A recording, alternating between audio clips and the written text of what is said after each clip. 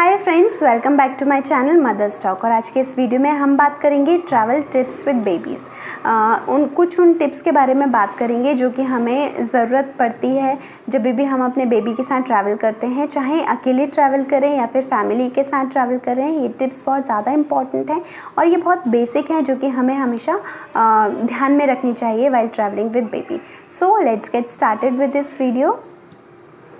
तो सबसे पहली टिप ये है कि जब भी आप ट्रैवल करते हैं तो मेक श्योर कीजिए कि आपकी बैग और आपके बच्चे की बैग दोनों आप अलग अलग पैक कीजिए, जिससे कि क्या होगा कि जब भी आप ट्रैवल कर रहे होंगे, आपको कुछ भी बेबी रिलेटेड सामान चाहिए होगा तो आपको सिर्फ बेबी वाली बैग ही टच करनी होगी। अगर आप सारा सामान एक ही बैग में पैक कर लेंगे तो आपका जो पैकिंग होगी ना वो एकदम ख़राब हो जाएगी। इस वजह से आप दोनों बैग सेपरेट कीजिए ताकि आपको जब भी कुछ सामान लगे बेबी रिलेटेड तो आप सिर्फ वही बैग टच करें और उससे क्या होगा कि आपको चीज़ें आसानी से भी मिल जाएंगी।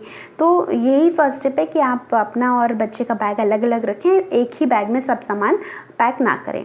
दूसरी टिप ये है कि आप डायपर जो लेकर के जाते हैं वो बड़ा वाला, जो मैंने देखा है कुछ लोग ट्रैवल करते हैं बड़ा वाला पैक लेकर के जाते हैं, उसकी कोई ज़रूरत नहीं है। आप सिर्फ उतने ही डायपर रखिए जितना कि आपके ट्रैवल के टाइम में, आने जाने के टाइम पर हो जाए, प्लस आप जिस भी डेस्टिनेशन पे जा रहे हैं वहाँ पे आपके 3-4 डेज़ आसानी से निकल जाए, जिससे कि अगर आपको और ज़्यादा डायपर की ज़रूरत पड़ेगी तो आप डेस्टिनेशन पर पहुँच के परचेज़ कर सकते हैं एज़ पर योर नीड। लेकिन अननेसेसरी इतना बड़ा बैग कैरी करने की कोई ज़रूरत नहीं है, इसलिए सिर्फ उतने ही डायपर कैरी कीजिए जितने आपको लगने वाले हैं, प्लस उसके ऊपर आप 2-4 डायपर एक्स्ट्रा रख सकते हैं। तीसरी टिप ये है कि आप डिस्पोजेबल बैग्स भी कैरी कीजिए। क्या होता है कि छोटे बच्चे होते हैं साथ में, जो थोड़ा गंदा होता ही है, इसलिए आप डिस्पोजेबल बैग लेंगे तो आपको आसानी होगी चीज़ें थ्रो करने के लिए। लाइक आपको अगर डायपर थ्रो करना है तो आप उसे डिस्पोजेबल बैग में डाल करके थ्रो कर सकते हैं, तो उससे आपका काम आसान हो जाएगा। फोर्थ टिप ये है कि आप अपने साथ वाइप्स भी कैरी कीजिए, जिससे कि क्या होगा कि सपोज़ बच्चे ने पॉटी कर ली है या सुसु कर लिया तो आप उसे इजीली क्लीन कर पाएंगे। प्लस अगर कुछ स्पिल ओवर हो गया है बच्चे से उसे फीड कराते टाइम या किसी और वजह से अगर स्पिल ओवर हो गया है तो आप उसे भी वाइप के थ्रू क्लीन कर सकते हैं। प्लस आपके पास टॉयज़ रहेंगे बच्चे के तो आप उस वाइप से बच्चे के टॉयज़ भी क्लीन कर सकते हैं।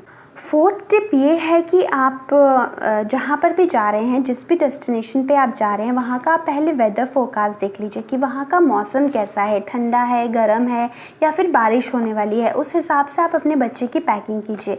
क्या होगा कि अगर आप ठंडी का सामान लेकर के जा रहे हैं और वहाँ पे गर्मी निकली तो अननेसेसरी वही आपके लिए जगह ऑक्यूपाई हो जाएगी। इसलिए आप पहले वेदर देख लीजिए। आप जिस भी जगह जा रहे हैं आपको इजीली पता चल जाएगा कि वहाँ पे किस तरह का मौसम है, आप उस हिसाब से पैकिंग कीजिए। बट जस्ट इन केस अगर आप जहाँ पे भी जा रहे हैं, अगर वहाँ पे गर्मियों का मौसम है तो आप 1-2 ऐसा कपड़ा भी कैरी कीजिए जिससे ठंड बचाई जा सकती है, क्योंकि कभी कभी ऐसा होता है कि हवाएं तेज़ चलने लगती हैं या फिर मौसम थोड़ा सा बदल जाता है, बच्चों के लिए थोड़ा डिफ़िकल्ट हो जाता है या फिर एसी ज़्यादा होता है, तो उस समय में आप अपने बच्चे को थोड़ा सा वार्म क्लोथ्स पहना सकते हैं। इसलिए 1-2 वार्म कपड़े ले जाने में कोई हार्म नहीं है अगर आप किसी गर्म जगह पर जा रहे हैं तो। और बेटर ये है कि आप जहाँ पर भी जा रहे हैं वहाँ का पहले वेदर फोरकास्ट देख लीजिए, उसके अकॉर्डिंग आप अपने बच्चे की पैकिंग कर सकते हैं। फिफ्थ थिंग ये है कि आप बच्चे की जो बॉटल्स हैं उन्हें स्टरलाइज़ करके लेकर के जाइए घर से ही, क्योंकि हो सकता है आपको ट्रैवल के टाइम पर आप उन्हें स्टरलाइज़ नहीं कर पाएँ। इसलिए अगर आपके पास 2-3 बॉटल्स ऑलरेडी होंगी स्टरलाइज़ की हुई तो आप उन्हें यूज़ कर सकते हैं और डेस्टिनेशन पे आप जहाँ पर भी जा रहे हैं वहाँ पहुँचने के बाद आप उन्हें फिर से स्टरलाइज़ कर सकते हैं। कुछ होटल्स प्रोवाइड भी करते हैं, आप वहाँ पर वार्म वाटर लेकर के अपनी जो भी बेबी की फीडिंग बॉटल्स हैं आप उन्हें क्लीन कर सकते हैं। प्लस आप अपने बच्चे के लिए आप जो भी उसे देते हैं, फॉर्मूला मिल्क या फिर सेरेलैक वगैरह जो भी आप उसे देते हैं आप वो भी एक्स्ट्रा कैरी कीजिए, जिससे कि क्या होगा कि वहाँ पर जाने के बाद अगर ख़त्म हो जाता है तो आप अगर आपको शॉप्स नहीं पता है तो आप उसे इजीली यूज़ कर सकते हैं, और अगर बच जाता है तो आप घर आने के बाद एनीवेज उसे यूज़ कर ही सकते हैं। इसलिए आप सेरेलैक या फिर जो भी आप अपने बच्चे को खिलाने वाले हैं वो एक्स्ट्रा कैरी कीजिए। अनदर टिप इज़ कि आप ट्रैवल करते टाइम बच्चे के लिए स्नैक्स रखिए। अगर बच्चा 1 साल से बड़ा है तो फिर आप उसके लिए फ्रूट्स भी रख सकते हैं। मतलब 1 साल से छोटे बच्चे के लिए भी आप फ्रूट्स लेकर के जा सकते हैं। जैसे कि बनाना हो गया, ऑरेंजेस हो गए, आप उन्हें भी दे सकते हैं। और जो बच्चे 1 साल से बड़े हैं उन्हें आप फ्रूट्स के साथ साथ कुछ और स्नैक्स भी लेकर के जा सकते हैं। जैसे कि आप उन्हें मखाना लेकर के जा सकते हैं, उनके लिए काजू वगैरह लेके जा सकते हैं। लेकिन आप उन्हें जब भी फीड करें अपनी निगरानी में फीड करें, क्योंकि चोकिंग का प्रॉब्लम नहीं होना चाहिए। 1 साल से बड़े बच्चे भी बहुत ज़्यादा बड़े नहीं होते हैं, तो उन्हें हमें ध्यान देना पड़ता है खाते पीते टाइम पर कि कुछ मिसहैप ना हो जाए।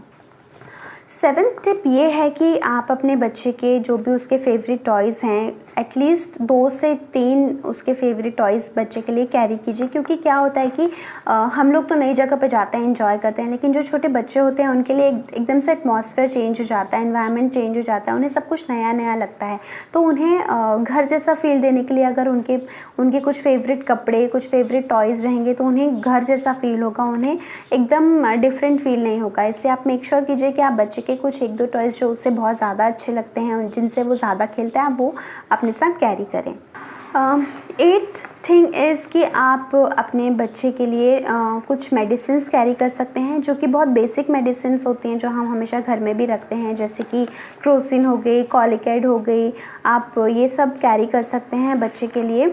प्लस आप बैंडेड, एंटीसेप्टिक क्रीम, ये भी आप नॉर्मल मेडिसिन्स कैरी कर सकते हैं। जिससे कि क्या होगा कि अगर बच्चे को just in case weather change की वजह से फ़ीवर आता है तो आप उसे क्रोसिन वगैरह दे सकते हैं, या फिर अगर उसे गैस हो जाती है तो आप कॉलिकेट भी दे सकते हैं उसे। तो आप ये जो बेसिक मेडिसिन्स हैं वो अपने साथ कैरी कीजिए।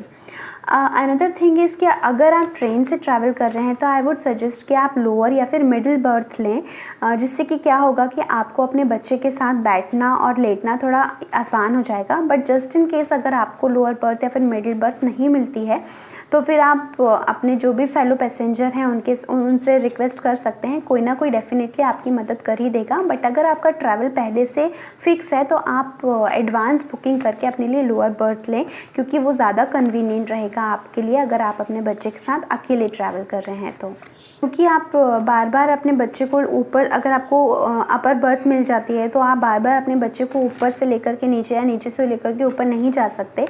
बहुत डिफ़िकल्टी होती है ट्रैवल करने में अकेले, अगर आप अकेले ट्रैवल कर रहे हो तो। इसलिए अगर फेलो पैसेंजर है तो आप उससे रिक्वेस्ट कर सकते हैं, या फिर अगर आपका ऑलरेडी डिसाइडेड है कि आप इस समय ट्रैवल करने वाले हैं तो आप कोशिश कीजिए कि आपको लोअर बर्थ मिल जाए।